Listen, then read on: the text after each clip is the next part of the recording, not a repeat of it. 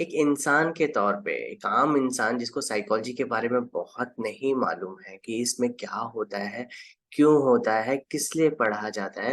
यदि उसके तरीके से सोचा जाए जिसको बस इतना पता लग जाता है कि हाँ, साइकोलॉजी की कोई नाम की कोई चीज़ तो होती है और ये कुछ ना कुछ दिमाग से, मन से रिलेटेड होती है, तो वो किस तरीके से इस चीज़ को गौर करेगा? जिसने सुना है, जिसने नहीं सुना हो तो पढ़ेगा ही नहीं ना, है ना? तो वो कैसे सोचता है कि अच्छा, क्या मुझे दिमाग के डॉक्टर के पास जाना पड़ेगा? क्या मुझे कोई परेशानी है? या फिर कोई स्टूडेंट जो साइकोलॉजी पढ़ना चाहता है, तो वो क्या सोच रहा होगा कि नहीं, मैंने साइकोलॉजी इसलिए ली क्योंकि ना मुझे लोगों की प्रॉब्लम को सॉल्व करना बहुत अच्छा लगता था, क्योंकि लोग मेरे पास में आते हैं और मैं उनकी प्रॉब्लम सॉल्व करता हूँ, तो क्यों ना मैं साइकोलॉजी पढ़ लूँ। कोई ये भी सोचता है कि क्यों ना मैं साइकोलॉजी इसलिए पढ़ूँ क्योंकि मुझे लोगों के बारे में जानना है। मैं इमिग्रेंट ऑफ़िस में हूँ, तो मुझे वहाँ पे पढ़ाई करनी है कि लोग आते हैं तो किस तरीके से आते हैं, किस तरीके के उनका दिमाग होता है, किस तरीके से वो सोचते हैं, समझते हैं, क्यों ऐसा करते हैं। कोई बोलता है नहीं यार, मैं तो एमबीए किए हुए हूँ, मैं तो एचआर हूँ, मैं अपनी इस पोज़ीशन में हूँ, तो मुझे वहाँ पे इंटरव्यूज़ लेने पड़ते हैं, तो इसलिए मैं चाहता हूँ कि वहाँ पे लोग क्यों आते हैं, किस तरीके से है, ताकि मैं उनको अच्छे से रिक्रूट कर सकूँ अपने ऑफ़िस में। तो वो इस तरीके से सोचता है। तो हर कोई अपने-अपने तरीके से सोचता है, लेकिन एक आम इंसान जिसने साइकोलॉजी को समझना ही चाहा है, तो वो कई बार ऐसा नहीं सोचता, अरे! हमें क्या ज़रूरत है साइकोलॉजी की भई? हम तो खुद ही सही कर लेते हैं अपने बच्चों को। देखो, हम बोलते हैं पढ़ो बच्चा, मेहनत करो और करते हैं वो, है ना? क्या ज़रूरत है? हमें कौन सिखाएगा करके। तो कुछ लोग ऐसे भी तो सोचते हैं, क्या ज़रूरत है उनको किसी के पास जाने की? सारा ज्ञान है और उसमें करना ही क्या है? ज्ञान ही तो बाँटना है।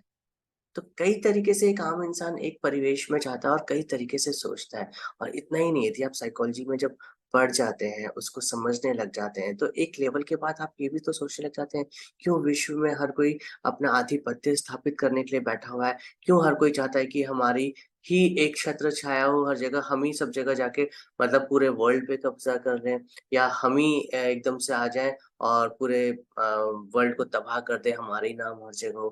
क्यों हर कोई चाहता है कि मैं ही सफल बन जाऊँ, हर कोई चाहता है कि नहीं, सब सफल बने। क्यों एक सन्यासी जो है वो हिमालय के पर्वतों में चला जाता है और सब त्याग देता है, और क्यों एक इंसान सारी दुनिया की सारी चीज़ें हथिया लेना चाहता है, उसको अपने अधीन कर लेना चाहता है।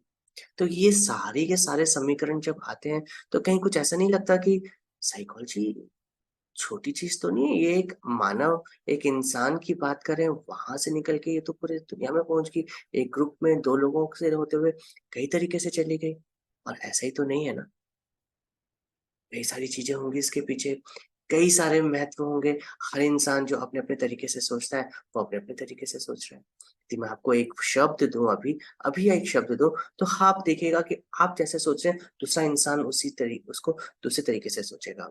कृष्णा यदि मैं बोल दूँ आपके सामने, तो देखिए आपके दिमाग में कुछ इमेजेस आएँगे ना, कृष्णा, वो क्या छोटा-सा कृष्णा जो माखन खाता था? या वो कृष्ण जिसने महाभारत का युद्ध करवाया था, जिसने धर्म युद्ध की स्थापना की थी, जिसने युग को बदला? या वो कृष्ण जो राधा के साथ में था? तो जिसने जैसा समझा है वो वैसा ही सोचेगा, उसका मन वैसा ही सोचेगा। तो साइकोलॉजी को हम कुछ इसी तरीके से लेके चलेंगे, तो यहाँ पे एक चीज़ आप गौर कीजिएगा कि यहाँ पे हम देखते वो हैं जो आपके सामने इमेजेस आई होंगी, मैंने जो भी बोला होगा, तो वो कहीं न कहीं आपके एक्सपीरियंसेस से होंगी, कहीं न कहीं आपने देखी होंगी। तो कहीं न कहीं वो व्यवहार, वो एक्सपीरियंसेस आपने महसूस किए होंगे, तो वो आपकी नज़रों के सामने आए होंगे। लेकिन इसमें कुछ चीज़ें ऐसी भी थी जो आपने कभी महसूस नहीं की, लेकिन वो कहीं न कहीं है जो आप कहीं प्रमाणित नहीं कर सकते, ऐसा कुछ हो सकता है। तो साइकोलॉजी एक सफ़र है जहाँ पे जो दिखता नहीं है और जो दिखता है वहाँ तक का, कि कोई इंसान क्यों ऐसा व्यवहार करता है, वो जब व्यवहार कर देता है तब तो हमें वो दिखता है। लेकिन उसके पीछे के कारण क्यों रहे होंगे? क्या चला होगा उसके मन में? कैसे इसने ऐसा किया होगा? क्यों उस पे मजबूर हुआ वो ऐसा व्यवहार करने पे? जो दिखता नहीं है, जब तक वो इंसान खुद ना आपको बताए कि मैंने ये ऐसा करके सोचा और इसलिए किया। फॉर एग्ज़ाम्पल यदि हम बात करें कि किसी को गुस्सा आता है, हमें गुस्सा जनरली आता है कि कोई हमें जब उल्टा-सीधा बोलता है या मतलब हमें अब्यूज़ कर दे, तो हमें गुस्सा आएगा ना? तो क्यों कोई एक इंसान अब्यूज़ होने पे शांत भी रह जाता है, कोई एक इंसान उसी गुस्से पे पलट के जवाब देता है और कोई शायद हाथापाई पे भी उतर जाता है और शायद ये इस तरह नागवार उतरता है कि शायद वो उसको मतलब समझ सकते हैं कि इस लेवल पे जाता है कि उसकी हत्या करने के बारे में भी सोच लेता है या कर भी देता है। क्यों ऐसा होता है? क्या कारण रहे होंगे जो किसी के लिए क्षणिक मात्र भी कुछ अ, क्या कैसे कारण रहे होंगे जो किसी के लिए कहीं कोई मतलब नहीं रख रहे होंगे, लेकिन कहीं वो बहुत ज़्यादा मतलब रखते हैं। तो हर इंसान के लिए हर एक जो एनवायरनमेंट होता है वो एक अलग तरीके का। तो कुछ इस तरीके की हम स्टडी के बारे में हम पढ़ेंगे। साइकोलॉजी कुछ इसी तरीके की चीज़ है, जहाँ नहीं जो दिखता है, वहाँ से लेके शुरुआत कहाँ जो हम देख पाते हैं। किस तरीके से मानव के जीवन में ये चीज़ें जाती हैं। तो यहाँ पे सब्जेक्ट के हिसाब से हम किस तरीके से जाएँगे, ये मैंने एक बड़ा परिवेश बताने की कोशिश की है। साइकोलॉजी को एक डिसिप्लिन के हिसाब से देखें तो मतलब इसको बाँध पाना बहुत मुश्किल हो जाता है। कैसे हम इतने बड़े परिवेश को एक छोटी-सी परिभाषा में बाँध सकते हैं? या कैसे हम इसको एक डिफाइन कर सकते हैं कि अच्छा, इसको हम साइकोलॉजी को ऐसे डिफाइन करेंगे। क्यों? इसके कई कारण भी तो होते होंगे ना, कि पहला तो ये कि कंटीन्यूअसली प्रोसेस इसका इवोल्यूशन होता रहता है। कंटीन्यूअसली एक प्रोसेसिंग होती रहती है। 18वीं शताब्दी में तो साइकोलॉजी नाम शब्द लोगों के सामने आया था। उसके बाद आज करते-करते हम देखते हैं कि भारत देश में लोग काउंसलिंग के लिए जाने लग गए हैं, स्कूल्स में काउंसलर हो गए हैं, साइकियाट्रिस्ट के अंडर में साइकोलॉजिस्ट हो गए हैं, या वो साइकोलॉजिस्ट अपनी एक अलग तरीके से अपनी फील्ड को देख रहे होते हैं। एक अलग ही तरीके से जो जन-जन तक पहुँचने लग गया है। तो ये कंटीन्यूअस इवोल्यूशन होता है, कई लोगों ने कई तरीके की रिसर्चेज़ की होंगी। कई कई सारी चीज़ें आ जाती हैं इसमें। तो ये दूसरी चीज़ यहाँ पे ये भी आती है कि इस सारी चीज़ों को इतने बड़े पैमाने पे देखा जाए, तो एक डिफाइन करना थोड़ा-सा तो मुश्किल पड़ ही जाता है, कि कैसे हम इसको इतनी सारी चीज़ों को एक डेफिनिशन में बाँधें। तो ये मुझे बहुत अच्छा लगता है कि जब हम भी जब स्टूडेंट थे, या आप पुरानी बुक्स भी देखेंगे या जो आपके कॉन्टेक्स्ट होंगे, तो वहाँ पे जब भी किसी से पूछेंगे ना, तो यदि साइकोलॉजी कहाँ है, तो वो ज़रूर ये चीज़ बताएगा कि it is the study of soul and mind. शुरुआत ये है, और यहाँ पे क्या है कि जो साइकी है, वो एक ग्रीक वर्ड है, और जिसका संबंध है आत्मा, या और स्टडी जो है वो स्टडी लोगोस जो है वो स्टडी ऑफ सब्जेक्ट और साइंस है। तो आप यहाँ पे ये चीज़ सोचिए कि ये चीज़ तो ऐसा है ना, जब हम आत्मा की बात करते हैं, या माइंड की बात करते हैं, मन की बात करते हैं, तो ये दिखता है क्या? ये दिखता तो नहीं है ना। आत्मा तो अभी आपने जब कभी देखी होगी मूवीज़ में, या जो लोग दिखाते हैं, तो वहाँ पे आपको डराने के लिए दिखाते हैं, मूवीज़ दिखाते हैं, मसाले के लिए दिखाते हैं। तो वहाँ उस तरीके से आप आत्मा, क्या आत्मा वो है? मन, किसी को पता है मन कहाँ है? क्या ये जो ब्रेन जो हमारे सर के अंदर जो है होता है, क्या ये ब्रेन ही मन है? या जो हार्ट क्या बोलते हैं, अपने दिल की बात सुनो, मन की बात सुनो, तो क्या मन ये है? तो ये दिखते तो नहीं है, ये कहीं पे भी दिखते नहीं है किसी को भी, लेकिन फिर भी स्टिल एक्सिस्ट करते हैं। तो शुरुआत ही जिस सब्जेक्ट की हुई है, कि स्टडी ऑफ सोल और माइंड, जो दिखते नहीं है, और आज के परिवेश में हम उसको महसूस करते हैं कि हम किस तरीके से साइंटिफिकली उसको मेज़र कर पाएँ। कैसे हम व्यवहार को मेज़र कर पाएँ, किस तरह से जो हमारे शरीर के अंदर आत्मा है, वो हमारे शरीर को व्यवहार में लेके आती है। कुछ इस तरीके की तो चीज़ें रही होंगी ना? आज आप हम मेज़र क्या करते हैं, कि कोई किसी ने गुस्सा क्यों किया, किसी ने मुस्कुराया क्यों? तो वो हम उसके एक्ट्स को मेज़र करते हैं, जो हमें दिखता है, आपका बिहेवियर, आपके रिफ्लेक्सेस। तो इसी को तो मेज़र कर रहे होते हैं ना। तो साइंटिफिक स्टडी जो है, आज की जो साइकोलॉजी है, वो इस स्टडी ऑफ सोल और माइंड से निकल के बहुत आगे तक पहुँच चुकी है। तो यहाँ पे ये है कि वो deals with the process underlying human experiences and behaviour. एक इंसान के तौर पे आपके एक्सपीरियंसेस क्या हैं, और आपका बिहेवियर क्या है, हम उसकी स्टडी करते हैं। तो यहाँ पे हम इस चीज़ की स्टडी करते हैं। तो साइकोलॉजी, यदि वो सोल और माइंड से निकल के वो आपके स ह्यूमन के एक्सपीरियंसेस और बिहेवियर पे आ गई है, तो ये बहुत ब्रॉड एस्पेक्ट हो गया है। तो हम इसकी स्टडी कर रहे होते हैं। तो इसमें यहाँ पे ये चीज़ नहीं देखी जाती कि अच्छा, कि किस लिए ये चीज की गई। तो यहाँ पे हम एक इंडिविजुअल की भी स्टडी करते हैं, हम दो लोगों की भी स्टडी करते हैं, हम एक ग्रुप में एक इंडिविजुअल कैसे बिहेव करता है उसकी भी स्टडी कर रहे होते हैं, हम एक ऑर्गेनाइजेशन में एक इंडिविजुअल कैसे कर रहा होता है उसकी भी स्टडी करते हैं, हम बायोलॉजिकल बेसिस पे भी कर रहे होते हैं, हम सोशल इश्यू सोशल के बेसिस पे भी कर रहे होते हैं कि एक समाज में एक इंडिविजुअल कैसे बिहेव कर रहा होता है। तो ये कई सारे मेथड्स हैं, कई सारे चीजें हैं। तो इन इतने सारे वेरिएशंस होने के बाद तो इन सब की मेथड्स भी तो अलग होंगे ना। तो इस तरीके से कौन इंसान किस चीज के बारे में समझना चाहता है, किस इंसान को किस तरीके से एक इंसान को समझने की कोशिश होनी चाहिए। तो यहाँ पे ये होता है कि कौन किस तरीके से किस लिए करना चाहता है, what it studies and how it studies, वो क्या पढ़ना चाहता है, वो कैसे पढ़ना चाहता है, वो कौन से मेथड्स यूज करना चाहता है और किन किन मेथड्स को वो किस तरीके से यूज करना चाहता है।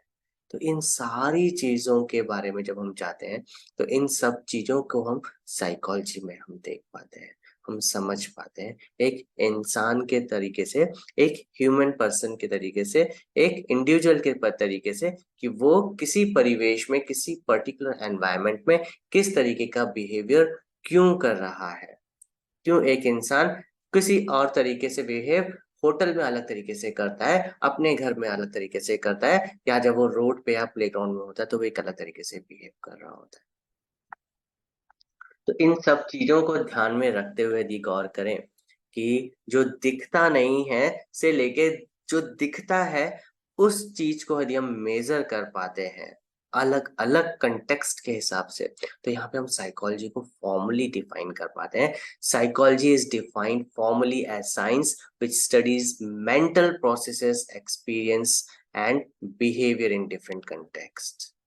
तो यहाँ पे हम इसको जितने भी मेंटल प्रोसेसेस होते हैं, हमारे दिमाग में कुछ ना कुछ चल रहा होता है, हम कुछ सोचते हैं, कुछ याद करते हैं, कुछ हम रिग्रेट कर रहे होते हैं, कुछ ना कुछ चीजें आ रही होती हैं दिमाग में, जो मेंटल प्रोसेसिंग होती है उसके बारे में एक्सपीरियंसेस, हर इंसान एक पर्टिकुलर टाइम पे एक अलग तरीके की अनुभूति कर रहा होता है, उसके अलग तरीके के अनुभव होते हैं, उनके एक्सपीरियंसेस कैसे हैं। किसी भी एक सिचुएशन में आप यदि किसी इंसान से बोलेंगे तो वो अपने एक्सपीरियंसेस अलग अलग तरीके से बताएगा। एक ही क्लास में आपको कैसा लगा मैडम का क्लास, तो हर बच्चा अपने अपने अलग तरीके से उस क्लास के बारे में बताएगा, उसका बिहेवियर कैसा है। एक ही सिचुएशन में जैसा भी मैंने एग्जांपल दिया था कि किसी को अब्यूज किया जाता है तो हर बच्चा अलग अलग तरीके से बिहेव करेगा।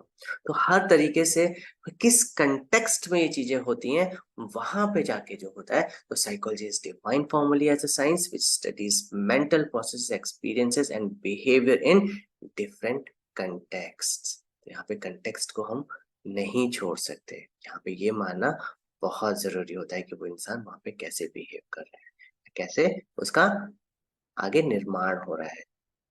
तो यदि हम मेंटल प्रोसेसेस की बात करें, मेंटल प्रोसेसेस की यदि बात करते हैं, जो मानसिक प्रक्रिया होती है, तो ये समझ पाना क्या बहुत ज़्यादा ज़रूरी नहीं है कि मेंटल प्रोसेसिंग का मतलब क्या है? मेंटल प्रोसेसिंग क्या हमें दिखती है? क्या हम समझ पाते हैं कि क्या चल रहा है हमारे दिमाग में? आप एक बार गौर कीजिए। आप एक बार आँखें बंद करके समझने की कोशिश कीजिए, अपने आप को देखने की कोशिश कीजिए कि कुछ ना कुछ चलेगा। क्या चल रहा है? वो आप महसूस कर पाएँगे। लेकिन उस टाइम पे आपके ब्रेन में भी कुछ एक्टिविटीज़ हो रही होंगी। यदि हम उसकी इमेज लेने की कोशिश करें, तो वहाँ पे कुछ ना कुछ आ रहा होगा। तो क्या ये मानसिक प्रक्रिया जो दिखती है, वही है जो ब्रेन में एक्टिविटीज़ हो रही हैं, या जो हम महसूस कर रहे हैं वो अलग है? किसी भी सिचुएशन में एक्ट करने से पहले हमारे दिमाग में, हमारे मस्तिष्क में कुछ ना कुछ चीज़ें चलती हैं ना, हमारे मन में कुछ आता है, तब चीज़ें हो रही होती हैं। है ना? तो वही जो वो इंसान जो खुद उस चीज़ को एक्सपीरियंस कर रहा होता है, तो ये फिर इसका मतलब होता है कि वो इंटरनली इस चीज़ को समझ रहा होता है। तो when experiences are internal to the experiencing person, then we refer to states of consciousness और अवेयरनेस ऑन मेंटल प्रोसेसेस। तो उस इंसान के लिए जब वो उस चीज़ को एक्सपीरियंसेस करता है, तो इस स्टेट को ही हम मेंटल प्रोसेसेस बोलते हैं, या स्टेट ऑफ कॉन्शियसनेस या अवेयरनेस बोलते हैं। कि हाँ, कि वो चेतना में है, तो उस टाइम पे वो कुछ चल रहा है उसके दिमाग में। तो we use our mental process when we think or try to solve a problem, to know or remember something। हम करते हैं ना, मेंटल प्रोसेसिंग कब करते हैं आप? दिमाग कब लगाते हैं, कब चलाते हैं अपना दिमाग? अरे जब किसी की मदद करनी होती है, मदद करने के लिए साइकोलॉजी में आए थे ना, है ना? जब हमें किसी की मदद करनी होती है, जब मैं आपको कुछ बताने के लिए कुछ याद कर रहा हूँगा, तब या मैं कुछ जानने की कोशिश कर रहा हूँगा, जैसे अभी आप कुछ समझने की कोशिश कर रहे होंगे, या फिर कुछ ना कुछ हम अपने दिमाग में इस चीज़ को इस तरीके से कर रहे होते हैं कि हम कुछ ना कुछ हमारे दिमाग में कुछ ना कुछ चल रहा होता है। तो ब्रेन में भी तो एक्टिविटीज चल रही होंगी ना, यदि इमेज यदि हम देखें, यदि एफएम एमआरआई या किसी भी तरीके से हम इसको यदि गौर करने की कोशिश, तो ब्रेन में कहीं ना कहीं आपके कुछ एक्टिविटीज हो रही होंगी। तो ये जो और जो मेंटल प्रोसेस है, क्या सेम है? सेम तो नहीं है ना। ये हाँ, डिपेंड एक दूसरे पे जरूर करता है, ये इंटरडिपेंडेंट तो होते हैं लेकिन सेम नहीं होते। मस्तिष्क में आपके मेंटल प्रोसेसिंग में कुछ चल रहा है, उसके कारण आपकी ब्रेन में एक्टिविटीज होंगी, और ब्रेन में एक्टिविटीज हो रही हैं तो मस्तिष्क में भी कुछ चलेगा, तो कहीं ना कहीं ओवरलैप कर जाते हैं, बट लेकिन सेम नहीं होते ये। ठीक है। तो ऐसी मेंटल एक्टिविटीज जो होती हैं और जो न्यूरल एक्टिविटीज होती हैं, वो ओवरलैपिंग तो होती हैं लेकिन सेम नहीं होती, बिल्कुल एक समान नहीं होती, आइडेंटिकल नहीं होती। अब जैसे ब्रेन है, जैसे हमने बोला था कि ये तो दिखता तो है, ब्रेन दिखता है ना, लेकिन माइंड नहीं दिखता, आपका मन नहीं दिखता। It doesn't has a physical structure, कोई लोकेशन नहीं है, पता नहीं मन कहाँ है, मन कहाँ है कहाँ नहीं है पता नहीं। अच्छा, इस चीज के बारे में आगे बढ़ने से पहले मैं आपको बता दूं कि वो चीज सब दिख ही नहीं रही है, समझ में नहीं आ रही है। हम मन की बात करते हैं, मन की बात करते हैं, तो कौन समझाएगा मन के बारे में? ये बहुत अच्छी बात है कि हम अपने भारत देश में हैं, हमारी एक संस्कृति है जहाँ पे हम इस चीज को बहुत अच्छे भली-भांति तरीके से समझ भी पाते हैं। तो जब हम बात सोल की और माइंड की कर रहे होते हैं, जब साइकोलॉजी तो पूरे वर्ल्ड में है ही, तो क्योंकि ये है ही मेजरमेंट के तौर पे, तभी एक साइंटिफिक स्टडी के तौर पे इसको लिया जाता है। यहाँ पे जो दिख रहा है वो तो सभी को दिख रहा है ना, जो नहीं दिख रहा है सभी को, वो चीज समझ पाना, तो हम भारतीय संस्कृति के हिसाब से समझे तो हमारे पास में एक बहुत बहुत अच्छा हथियार है। इसको हथियार मैं इसलिए बोलूंगा क्योंकि ये हथियार लेके ही आप अपनी जिंदगी में आगे बढ़ते हैं, तो आप सफलता के तरीके से बढ़ पाएंगे। आप किस तरीके से देखना चाहेंगे? तो भगवत गीता, भगवत गीता को यदि आप देख के चलें, तो इसमें आप मन की और आत्मा की बातों को बहुत आसानी से समझ पाएंगे। इसमें बहुत क्लियरली बताया गया है कि आपका मन किस तरीके से काम करता है, आपकी आत्मा किस तरीके से काम करती है, क्या इनके परिवेश होते हैं, किस तरीके से इनको समझना चाहिए। आपको बहुत अच्छे से समझ में आएगा, और ये मेरी भी रिक्वेस्ट होगी आप लोगों से, क्योंकि आप साइकोलॉजी के स्टूडेंट हैं, मैंने भी भगवत गीता पढ़ी है, तो बहुत अच्छे से आप कनेक्ट कर पाएंगे। क्योंकि आपको साइकोलॉजी सिर्फ इसलिए नहीं पढ़नी ना कि आपको इसके बेसिस पे नौकरी लेनी है। आपको साइकोलॉजी शायद कहीं ना कहीं हमें जीवन में इस तरीके से जाना होता है कि हम कुछ अच्छा कर पाए, कुछ बेहतर कर पाएंगे। जब तक हम ही नहीं समझ पाएंगे तो हम कैसे कर पाएंगे? तो जो नहीं दिखता है वो आत्मा और मन ही तो है, तो वो भी समझने की कोशिश कर लो, भगवत गीता पढ़ने की कोशिश करो, वहां पे आपको सब चीजें समझ पाएंगी बहुत अच्छे से। जब आपका समझ में आए तो आपको पढ़ना चाहिए इस नाते, क्योंकि वो आपकी समझ को बढ़ाएगा, पक्का बढ़ाएगा। और बाकी आप साइकोलॉजी तो पढ़ ही रहे हैं, है ना? तो इस तरीके से हम जाते हैं, तो unlike the brain, the mind doesn't have physical structure और हैज अ लोकेशन। ये चीज किस तरीके से होती है? और brain activities provide important clues to how our mind functions, क्योंकि हमें तो लोगों के सामने प्रूफ भी लेके आने होते हैं ना, बीइंग अ साइकोलॉजिस्ट। लोगों जो जब तक दिखेगा नहीं तो कैसे मानेंगे? प्रमाण के तौर पे हमें कुछ ना कुछ तो दिखाना पड़ता है। तो ब्रेन की एक्टिविटीज के तौर पे ही तो हम समझ पाते ना कि हाँ, हमारा मस्तिष्क किस तरीके से काम कर रहा है। तो जो दिख रहा है, तो ब्रेन की एक्टिविटीज को हम मैप कर पाते हैं, उनको देख पाते हैं, उनको समझ पाते हैं, उनके क्लूज फाइंड आउट कर पाते हैं कि किस तरीके से हमारा माइंड फंक्शन कर रहा होगा। तो ये भी बहुत जरूरी हो जाता है। तो यदि हम इसकी बात करते हैं, तो कॉन्शियसनेस की यदि हम बात करें, या हम अपने एक्सपीरियंसेस की बात करें, या मेंटल प्रोसेसेस की बात करें, तो consciousness of our own experience and mental process are much more than neural और ब्रेन एक्टिविटीज। तो यदि इस बात को आप समझना चाहें कि जो हमारे कॉन्शियसनेस है, हमारी जो चेतना है, हमारे जो एक्सपीरियंसेस हैं उसको लेके, या हमारा जो मेंटल प्रोसेस है ना, ये ब्रेन की एक्टिविटी से कई गुना ज्यादा है। कई गुना ज्यादा का मतलब ये है कि ये बियॉन्ड है, इसको समझ पाना ही बहुत मुश्किल है। तभी तो इसकी शुरुआत कहीं स्टडी ऑफ सोल और माइंड से हुई ना। हर कोई नहीं समझ पाता, वो सबके बस की बात नहीं है कि हर कोई समझ पाए। जो दिख रहा है वो तो हर कोई समझने की कोशिश करेगा ही। छोटा बच्चा भी बता देता है कि मम्मा आप गुस्से में क्यों बात कर रहे हो? मम्मा आज पापा तो बहुत खुश है। उसके लिए क्या जो दिख रहा है वो तो समझ में सभी के आ रहा है। जो नहीं दिख रहा है वही तो समझना है। तो साइकोलॉजी इसमें हमारा कहीं न कहीं बहुत अच्छे तरीके से हमें जोड़ने की कोशिश करती है। तो इसलिए भी बहुत ज़रूरी है।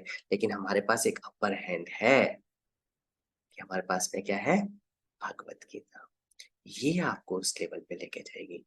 तभी तो आप देखिए संत, महात्मा इन सब के पास लोग स्टिल क्यों जाते हैं? साइंटिस्ट भी क्यों जाते हैं कि हाँ, मंदिरों में और इन सब चीज़ों में क्यों संत वही सब चीज़ें? कहीं न कहीं कुछ तो कनेक्शन होगा ना। तो आप उस कनेक्शन को मद्देनज़र देखते हुए आप देखिए कि भगवत गीता में जो बताई गई बात है वो आपके मन और आत्मा को लेके है। वहाँ से आपके सारे डाउट्स क्लियर हो जाएँगे, आपको किसी के पीछे जाने की ज़रूरत नहीं है। आप खुद अपने डाउट्स क्लियर कीजिए, अपनी इनसाइट के हिसाब से, ये मेरा मानना है। जैसे कि हम सो रहे होते हैं, तो अब आप गौर कीजिए जब हम सो रहे होते हैं, गेट पे नॉक होता है, तो कभी-कभी सपने में भी नॉक वाली चीज़ आ जाती है ना? या आपके घर के बाहर खिड़की है और वहाँ पे सब्ज़ी वाला आवाज़ लगा रहा है, सब्ज़ी ले लो, तो आपके सपने में भी सब्ज़ी वाली बात आ जाती है। तो होता है ना कि हम सो रहे हैं, हम अपनी चेतना में नहीं है, फिर भी कुछ चल रहा है, कुछ ना कुछ इन्फॉर्मेशंस आ रही हैं, है ना? कुछ ना कुछ हमारे दिमाग में चल रहा है, तो कुछ तो बातें हैं जो हो रही हैं। तो इस तरीके से देखा जाए तो मेंटल प्रोसेसिंग एक कॉम्प्लेक्स चीज़ हो जाती है। ये समझ पाना बहुत मुश्किल होता है, लेकिन इसको यदि हम देखें तो हम जब कुछ चीज़ याद करते हैं, कुछ चीज़ हम रिमेंबर करते हैं, तब हमारा दिमाग काम करता है, तब एक प्रोसेसिंग चलती है हमारे दिमाग में। जब हम कुछ याद करते हैं, लर्न करते हैं, तभी भी चल रही होती है। जब हम कुछ जानने की कोशिश करते हैं, जब हम कुछ ग्रहण करने की कोशिश करते हैं। अभी जैसे आप मेरी बातें सुन रहे होंगे, समझ रहे होंगे तो कुछ ना कुछ पर्सीव कर रहे होंगे। क्यों बोल रहा है ऐसे? क्यों बोल रहे हैं सर ऐसे? क्यों बता रहे हैं ऐसे? है ना? क्या मतलब है इन सब चीज़ों का? तो आप अपने-अपने तरीके से इसको ग्रहण कर रहे होंगे, पर्सीव कर रहे होंगे, फिर महसूस भी करते हैं हम। हम हमेशा किसी न किसी अलग तरीके से महसूस जब करते हैं, तभी भी हमारी मेंटल प्रोसेसिंग हो रही होती है, तभी भी हमारे मन में कुछ न कुछ चल रहा होता है। ये सारी चीज़ों को मैं आपको बताऊँ कि जब मैं आपको ये सब चीज़ें बोल रहा हूँ, तो आपके दिमाग के अंदर कहीं न कहीं फ्लैशेज़ भी आ रहे होंगे, कुछ न कुछ चीज़ें चल भी रही होंगी। तो वो जो फ्लैशेज़ हैं आप उनको यदि गौर कर पाओ, तो आप समझ जाओगे कि अच्छा यही कुछ मेंटल प्रोसेसिंग चल रही है। तो ये चीज़ें हैं, तो ये साइकोलॉजिस्ट के लिए भी बहुत बड़े इंटरेस्टिंग चीज़ें हैं, तो वो इन सब चीज़ों को देखना चाहिए। तो नेक्स्ट इसके पार्ट में आते हैं तो एक्सपीरियंसेस आते हैं। एक्सपीरियंसेस तो सभी के मुझे लगता है कि बताने की बहुत ज़्यादा ज़रूरत नहीं है, लेकिन इसको समझा जाए तो अनुभव। हर इंसान एक पर्टिकुलर सिचुएशन में एक अलग तरीके से अनुभव करता है। यदि आप एज़ अ फैमिली जा रहे होगे, तो आप उसी सेम पार्टी में, उसी सेम मूवी को एक अलग तरीके से एक्सपीरियंस करोगे। उसी सेम क्लास को अलग तरीके से अनुभव करोगे। सेम पिकनिक को अलग तरीके से अनुभव करोगे। कोई भी इवेंट चाहे अच्छा हो या बुरा हो, एक अलग तरीके से अनुभव करोगे। जो आपका अनुभव होगा, वो दूसरे के अनुभव से हमेशा ही भिन्न होगा। तो experiences are subjective in nature. तो सब्जेक्टिव होता है। जैसे आप यदि पढ़ते होंगे ना, अब तो आपके ऑब्जेक्टिव भी आते होंगे, सब्जेक्टिव भी आते होंगे। ऑब्जेक्टिव में क्या होता है? एक लाइन में एक वर्ड में या एक सेंटेंस में आंसर दे दो, सही गलत क्या है उस तरीके से कि बस ये ऑब्जेक्टिव। सब्जेक्टिव में जो आता है लिखो, जो आता है लिखो।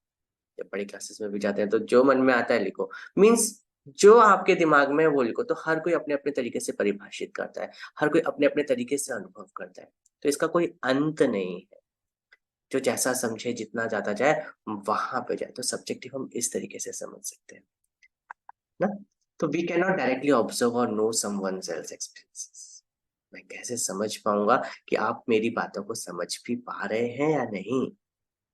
मुझे कैसे पता लगेगा कि मैं जो बोल रहा हूँ वो कहीं कनेक्ट भी कर पा रहे हैं आप या नहीं? वो सही भी चल रहा है या नहीं?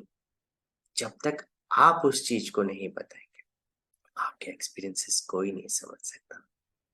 आपके एक्सपीरियंसेस किसी भी इंसान के कोई तब तक नहीं समझ सकता, जब तक आप खुद उसको नहीं बताओगे कि आप खुश हो या दुखी हो या आपको गुस्सा आ रहा है या आपको बहुत प्रसन्नता हो रही है या आप जैसा दिखाना चाहते हो। जो आप दिखाओगे, दुनिया वही देखेगी, चाहे वो जान के हो, चाहे वो अनजाने में हो। तो we can not directly observe और नो समवन एल्स एक्सपीरियंस, हमें नहीं पता लग पाता। Only the experiencing person can be aware of or be conscious of her or his experiences. आप खुद अपने एक्सपीरियंसेस को अनुभव करते हैं, बोलते हैं ना कि अपने अनुभव से सीखते हैं तो और भी अच्छा तरीके से सीखते हैं, है ना? तो आप अपने अनुभवों को से सीखना शुरू कीजिए, अपने आप से सीखना। और वो एक चीज़ हमेशा याद रखिएगा, हर सवाल का जवाब आपके पास है, तो वो अनुभव उसमें आपकी बहुत मदद करते हैं। 10 experiences are embedded in our awareness और कॉन्शियसनेस। तो यहाँ पे जो एक्सपीरियंसेस हैं, तो ये जुड़े होते हैं हमारे अवेयरनेस को लेके और उनसे घनिष्ठता के साथ में हमारी कॉन्शियसनेस को लेके।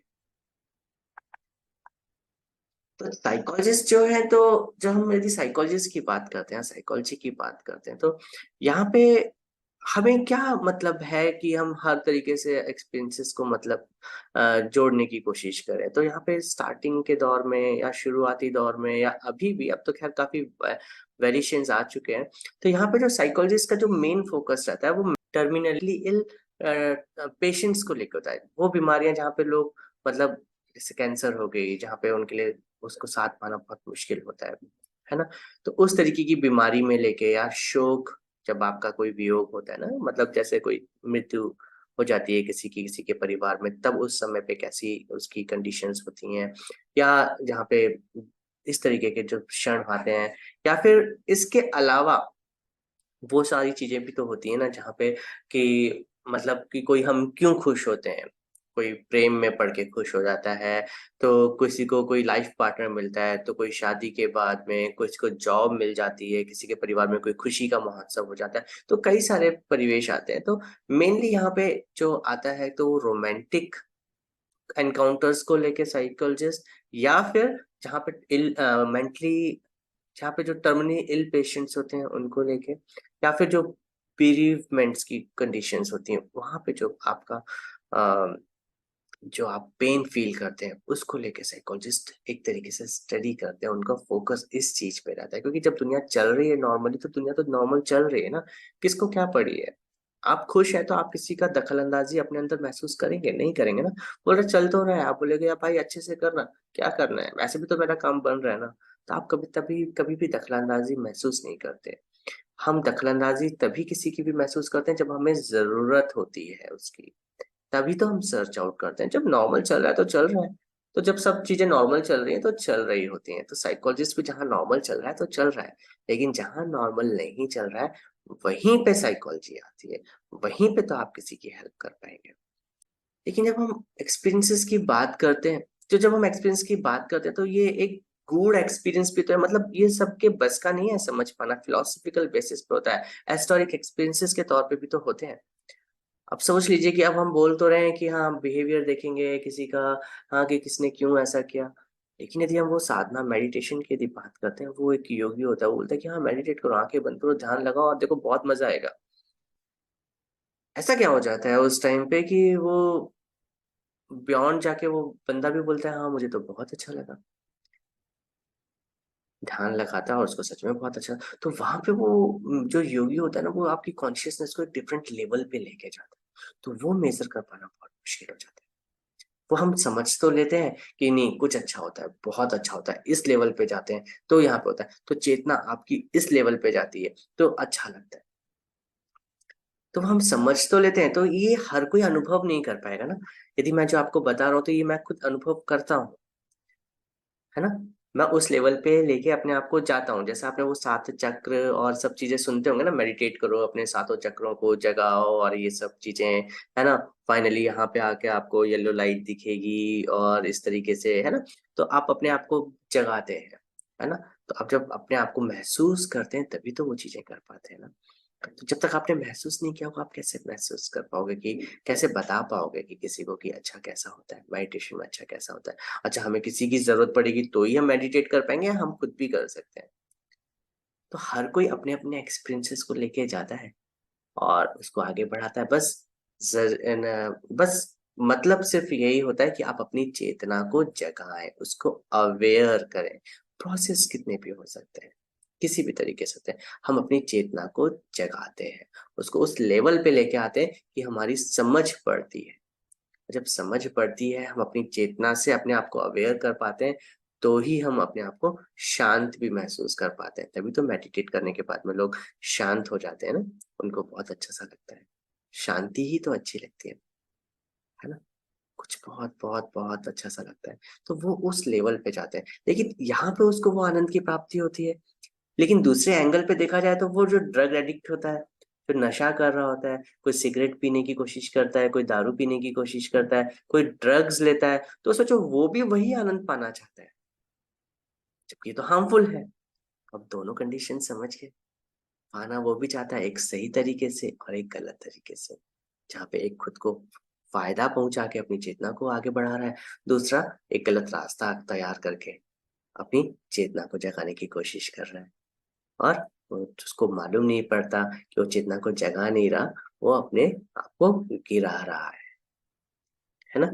तो इस तरीके की जो चीजें आती हैं, तो इस चीज पे भी तो ध्यान देने की कोशिश होती है, एक्सपीरियंसेस यहाँ पे भी आते हैं, है ना? तो experience are influenced by internal and external condition of the experiencer. तो यहाँ पे ये सारे के सारी चीजें होती है ना, आपके जो एक्सपीरियंसेस है वो हमेशा आपके आंतरिक तौर पे और बाहरी तौर पे हमेशा इन्फ्लुएंस करते हैं। जैसे कि अब आप यदि अपने फ्रेंड्स के साथ में जा रहे हैं, पिकनिक में जा रहे हैं, है ना? तो धूप भी है, कुछ भी, फिर भी आप उसको गलत तरीके से महसूस नहीं करेंगे, फिर भी आपको अच्छा लगेगा। टेम्परेचर ज्यादा है तब भी आपके अंदर एक खुशी होगी, आपको अच्छे लगेगा, नहीं हम पिकनिक में जा रहे हैं, मस्ती कर रहे हैं, अच्छा लगेगा, है ना? लेकिन यदि वही चीज आप यदि नॉर्मल रूटीन में जा रहे होंगे, ऑफिस जा रहे होंगे, स्कूल में जा रहे होंगे, आपके साथ में फ्रेंड्स नहीं है, मान लीजिए अकेले हैं, तो वहीं पे आपको शायद वो बुरा लगेगा। और वहाँ का क्राउड कुछ अच्छा नहीं है, बिहेव अच्छे से नहीं कर रहा मान लीजिए, तो शायद और भी ज़्यादा पैथेटिक हो जाएगा। तो ये आप किस तरीके से कौन से चीज़ को कैसे महसूस करते हैं, तो यहाँ पे इंटरनल और एक्सटर्नल तरीके से हम इस चीज़ को देखेंगे, तो अपने आप से ये एक्सपीरियंसेस हमेशा आपके इंटरनल और एक्सटर्नल एक्सपीरियंसेस के बेसिस पे ही होते हैं कि आप कैसा अनुभव कर रहे हो। तो यहाँ पे कभी आप डिस्कम्फर्ट भी होते हो और कभी कभी आप वहाँ पे कंफर्टेबल लेवल पे भी जाते हैं। Conditions can only be understood by analyzing a complex set of internal and external conditions। ये कहने को तो थोड़ा सा एग्जाम्पल है, लेकिन ये बहुत जटिल होता है, बहुत कॉम्प्लेक्स होता है। तो इसी एक्सपीरियंसेस को जो जटिल है, हम उसको आसान करने की कोशिश करते हैं। तो उसको समझने की कोशिश करते हैं कि किस कंडीशन में किसने कैसा किया, किस कंडीशन में क्यों क्यों करता है। तो आप महसूस करेंगे कि जब भी टेम्परेचर राइज होता है तो सबके सब लोग परेशान हो जाते हैं। इसलिए हॉट टेम्परेचर में आके कहीं ना कहीं हमारा व्यवहार बदल जाता है, हम गुस्सैल हो जाते हैं, हम चिड़चिड़े हो जाते हैं, हमें पसंद नहीं आती, कोई थोड़ा थोड़ा सा भी कुछ बोल दे तो भी हमें गुस्सा आ जाता है। तो यदि आप 100 लोगों से बात करेंगे तो 100 लोग में 99 लोग तो लगभग शायद मेरे ख्याल से यही आंसर देंगे कि हाँ हमारे साथ ऐसा होता है। तो कोई क्यों बाहरी तौर पे इस तरीके से हो रहा है, लेकिन कोई शायद उस तरीके से ठंडे वातावरण में भी हो रहा होगा, है ना? नॉर्मल सिनेरियोज में भी हो रहा होगा, हँसते-खेलते जब आप मूवीज़ देख रहे होंगे, कहीं खेल रहे होंगे और पीछे से आके कोई कुछ बोल देगा और शायद आपको पसंद नहीं आएगा, तो आप पलट के जवाब दे देते हो या कुछ और व्यवहार कर देते हो। तो हर एक के साथ में अलग-अलग कंडीशन में चिड़चिड़े आप वहाँ पे भी हुए और कंडीशंस में भी हुए, है ना? तो ये सारे इंटरनल और एक्सटर्नल जो जटिलताएँ होती हैं, इन सब के बेसिस पे आपके एक्सपीरियंसेस होते हैं। यदि हम बात करते हैं तो व्यवहार जो एक चीज है, ये सबसे सरल चीज है साइकोलॉजी में, यदि गौर करें, क्योंकि ये हमें दिखता है। ये दिखता है, जो दिखता है वो कोई भी समझता है। जैसे मैंने बताया कि एक छोटा बच्चा भी समझ जाता है कि मम्मा उसको प्यार से बुला रही है या गुस्से में बुला रही है। एक छोटा सा बच्चा भी समझ जाता है कि पापा आए हैं ऑफिस से तो वो गुस्से में है या खुश है। तो वो व्यवहार से समझ जाता है। आप खुद भी अपने व्यवहार से समझ जाते हैं कि मैंने शायद अच्छा नहीं किया, मुझे ऐसा नहीं करना चाहिए था। आप खुद समझ जाते हैं कि मैंने बहुत अच्छा किया, इसलिए आपको कभी-कभी खुशी भी हो रही होती है।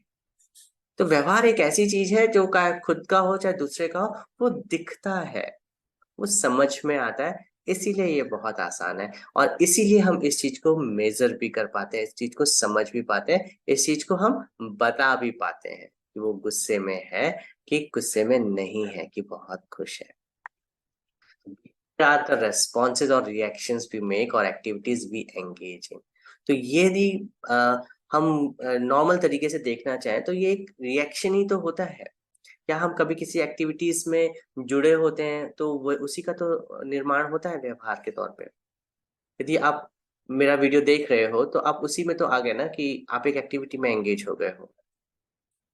तो इसी तरीके से एंगेज होते हो, या फिर रेस्पॉन्स यदि आपको कोई अब्यूज करता है तो आप उसको गुस्से में बोल देते हो।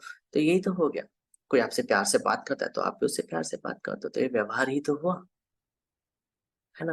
तो ये रेस्पॉन्सेस होते हैं या फिर रिएक्शंस होते हैं। कोई आपकी तरफ कुछ फेंकेगा, मान लीजिए, तो तभी तो आपकी पलकें झुकेंगी ना। तो रिफ्लेक्सेस भी आपके व्यवहार में आ जाते हैं। कोई आपकी तरफ अचानक से आता है तो आप भी तो पीछे हट जाते हैं ना। तो वो भी तो एक व्यवहार हुआ। तो इस तरीके से जो व्यवहार है वो रिफ्लेक्सेस के तौर पे भी आता है। आप एग्जाम देने जाते हैं तो धक धक धक धक होता है ना, प्रिंसिपल बुला लेता है तो धक धक धक धक होता है ना कि क्यों बुलाया, मैंने तो कुछ किया ही नहीं, है ना। ग्राउंड में जाते हैं तो पता नहीं जीतूंगा या हारूंगा, है ना। किसी एक्टिविटीज में जाते हैं, स्टेज पे बोलने जाते हैं तो दिल में धक धक धक धक हो रही होती है कि पता नहीं कैसे क्या अच्छे से बोल पाऊंगी या नहीं, है ना। नॉर्मल पढ़ रहे हैं तो कोई दिक्कत नहीं, जैसे एग्जाम आया तो एकदम से दिल धक धक धक धक करने लग जाता है। तो ये सारी चीजें इंटरनल भी तो हो रही होती है ना शरीर के अंदर। तो अब ये आपके अंदर ही तो डिपेंड करता है ना। इसी तरीके से कि मैं अपने फ्रेंड के साथ में जाऊँ मूवी देखने, या नहीं मैं अपने फ्रेंड के साथ नहीं जाऊंगी, नहीं हम तो खेलने जाएंगे। तो आप कहीं जाना चाहते हैं, किसी एक्टिविटी में एंगेज करना चाहते हैं, तो ये भी तो दिखता है ना। तो ये सब आपका व्यवहार होता है। आपको खाना खाना है, घर में बैठ के खाना है या बाहर बैठ के खाना, ये भी आपका एक व्यवहार है। तो दिखता है, जो हमारे एक्शंस में आता है, हमारे रिफ्लेक्सेस में आता है, हमारी एक्टिविटीज में आता है, ये सारा का सारा आपका व्यवहार। यदि व्यवहार की हम बात करें तो ये सिंपल भी तो होते हैं, बहुत आसान सा सिंपल होते हैं, कॉम्प्लेक्स भी होते हैं, छोटे होते हैं और फिर चलते ही चले जाते हैं। कोई किसी एक्टिविटी में लगा ही हुआ है तो वो लंबा ही व्यवहार में है ना। बोलते हैं ना वो तो वैसा ही है, तो उसका चरित्र ही वैसा हो गया, उसका व्यवहार ही वैसा था, उसकी हैबिट्स ही वैसी हैं। तो उस तरीके से वो अपने आप को कर रहा होता है ना। कोई फ्रैक्शन ऑफ सेकंड्स के लिए अपना व्यवहार बनाता है, कोई छिपाता है अपने व्यवहार को कि किसी को पता नहीं लगे कि मेरे मन में क्या चल रहा है, तो वहां पे भी कर रहा होता है वो कुछ का और तरीके से व्यवहार। तो यहाँ पे कॉम्प्लेक्स भी हो जाती हैं चीजें, कि जो हमारे मन में है हम वो दुनिया के सामने नहीं दिखा रहे। तो यहाँ पे कॉम्प्लेक्स और ज्यादा हो जाती है सिचुएशंस, क्योंकि जो मन में आ रहा है, जैसा समझ में आ रहा है वो सामने आ जाएगा, तो तभी तो वो सिंपल होगा ना। आपको मन में डर लग रहा है लेकिन आप डर दिखाना नहीं चाहते, आपको मन में खुशी हो रही है लेकिन आप दूसरे को शायद खुश होकर भी नहीं दिखाना चाहते कई ओकेजन में, आपको गुस्सा आ रहा है लेकिन आप गुस्सा भी नहीं दिखाना चाह रहे हैं। तो ये कहीं कॉम्प्लेक्स नहीं बना देता सिचुएशंस को, है ना। तो ये छोटे भी होते हैं, बड़े भी होते हैं, कॉम्प्लेक्स भी होते हैं और सिंपल भी होते हैं। तो सम बिहेवियर्स आर ओवर्ट। यहाँ पे ओवर्ट्स जब मैं बोल रहा हूँ तो ओवर्ट का मतलब ओवर, बाहरी तौर पे, है ना। तो बाहरी तौर पे जो दिखता है आपका व्यवहार, वो ओवर्ट होता है। जैसे कि जो कोई भी बंदा आपके व्यवहार को देख के समझ जाएगा कि आपकी आंखें खुली है ना, आपका शरीर तन गया है, आप पढ़ रहे हो, आप रोश में आ गए हो, गुस्से में आ गए हो, है ना। तो वो आपका ओवर्ट व्यवहार है, वो किसी को भी दिखेगा कि आप क्या कर रहे हो, है ना। नॉर्मल हो, खुश हो, वो भी आपका ओवर्ट है। जो कोई भी बाहरी तौर से आपको देख सकता है कि आप कैसे हो, आपका व्यवहार कैसा है, वो ओवर्ट व्यवहार हो जाता है। लेकिन इसके अलावा कोवर्ट व्यवहार भी तो होता है, जो आपके भीतर होता है, जो किसी को नहीं मालूम पड़ता। जैसे मैंने बताया ना कि आपको गुस्सा आ रहा है लेकिन आप किसी को दिखा नहीं रहे हो। आपका मन कर रहा है कि मैं हाथ उठा के, आप इमेजिन करो कि मैं हाथ उठा के मार भी दूं इसको थप्पड़, लेकिन आप नहीं कर रहे हो। आपका मन कर रहा है कि मैं इसके पास जाऊं, इससे दो चार बातें अच्छे से कर लूं। आपका मन कर रहा है कि मम्मी के पास में जाके उनसे क्षमा मांग लूं। आपका मन कर रहा है लेकिन आप वो कर नहीं रहे हो। जैसे कि चेस आप खेलते हो तो आपका मन कर रहा है कि आप अपनी गोटियां उठाओ और देखो कि वहां से कटेगा मेरा राजा, या मैं उसकी किसी रानी को मारूंगा, या मैं कुछ कर पाऊंगा। तो वो आप सबके सामने तो अपने हाथ को ऐसे बांध के रखते हो ना, लेकिन आप इमेजिन कर रहे होते हो कि मेरा हाथ गया वहां पे, मैंने ऐसे रखी ऐसे रखी, अच्छा आप क्या सिचुएशन होगी। तो ये इस तरीके के व्यवहार जो होते हैं, जो कोवर्ट होते हैं, जो किसी को दिखते नहीं है, कोई भी समझ नहीं पाएगा कि आपके मन में क्या चल रहा है। तो व्यवहार बाहरी तौर से जो दिख जाए वो ओवर्ट, जो कवर्ड हो, जो आंतरिक हो, जो बाहरी तौर से ना दिखे, सिर्फ आपके अंदर ही हो, वो कोवर्ट व्यवहार होते हैं, वो कोवर्ट बिहेवियर्स होते हैं। तो ये जितने भी व्यवहार है वो कोवर्ट और ओवर्ट तो होते ही हैं, लेकिन ये स्टिमुलस होते हैं, ये एसोसिएट करते हैं, एक ट्रिगर पॉइंट होता है इनका। वहां पे यदि देखा जाए तो कोई ना कोई स्टिमुलस होता है, उसके हिसाब से होता है। एनवायरनमेंट में कुछ ना कुछ चीज होगी, कोई ना कोई चीज ऐसी होगी, तो उसके बेसिस पे इनके रिएक्शंस होंगे, उनके बेसिस पे आपके रेस्पॉन्सेज होंगे, उसके बेसिस पे आपकी कोई भी एक्टिविटीज में एंगेजमेंट होगा। तो आपकी एक्टिविटीज में एंगेजमेंट भी तो तभी होगा ना, जब आपके आसपास के व्यवहार में, आपका आपके आसपास के एनवायरनमेंट में जब कोई चीजें आ जाएंगी। तो स्टिमुलस पहले क्या होता है, इसको हम पहले समझ लेते हैं कि stimulus is an any object or event that elicits a sensory or behavioral response in an organism.